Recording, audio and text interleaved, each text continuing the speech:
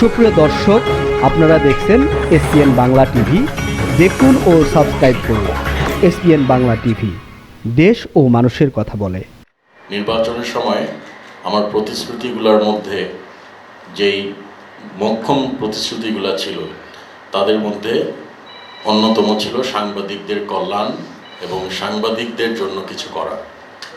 আমার ম্যানিফেস্টোতে আমি সাংবাদিক ভাই বোনদের জন্য কিছু কিছু জিনিস উল্লেখ করেছিলাম আমার এলাকায়।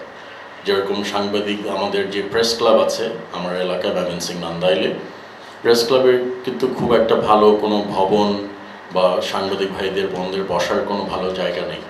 তাই আমি প্রতিশ্রুতি দিয়েছি যে ইনশাআল্লাহ আমি নির্বাচিত হতে পারলে আমি একটি প্রেস ক্লাব ভবন, যেটা কমপ্লেক্স আকারে হবে, সেটা নির্মাণ করে দেওয়ার চেষ্টা করব ইনশাআল্লাহ।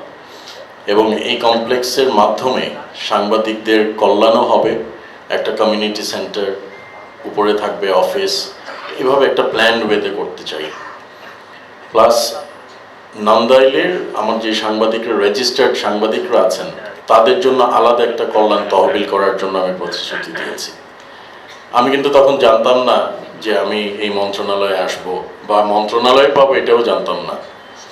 এই কথাটা বললাম এই কারণেই যেন আপনারা বুঝতে পারেন যে আমি কিন্তু একজন রাজনৈতিক কর্মী হিসাবে সাংবাদিক বান্ধব একজন কর্মী।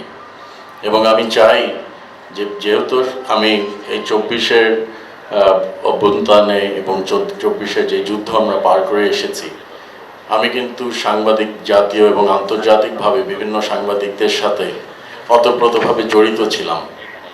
এবং আপনারা যেভাবে আমাদের 24 আন্দোলনের নিউজ কভারেজ করেছেন, আমার মনে হয় নিউজ কভারেজটা না হলে আমরা আজকে এই সুফল, এই সুদিন দেখতে পারতাম না। কাজেই আপনাদের প্রতি আমাদের দায়বদ্ধতা অনেক বেশি।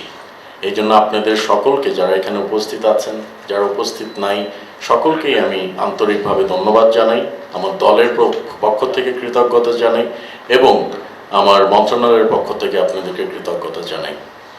আজকে যারা সচিব মহোদয় বলেছেন, যারা আজকে বৃত্তি পাচ্ছেন তাদেরকে অভিনন্দন।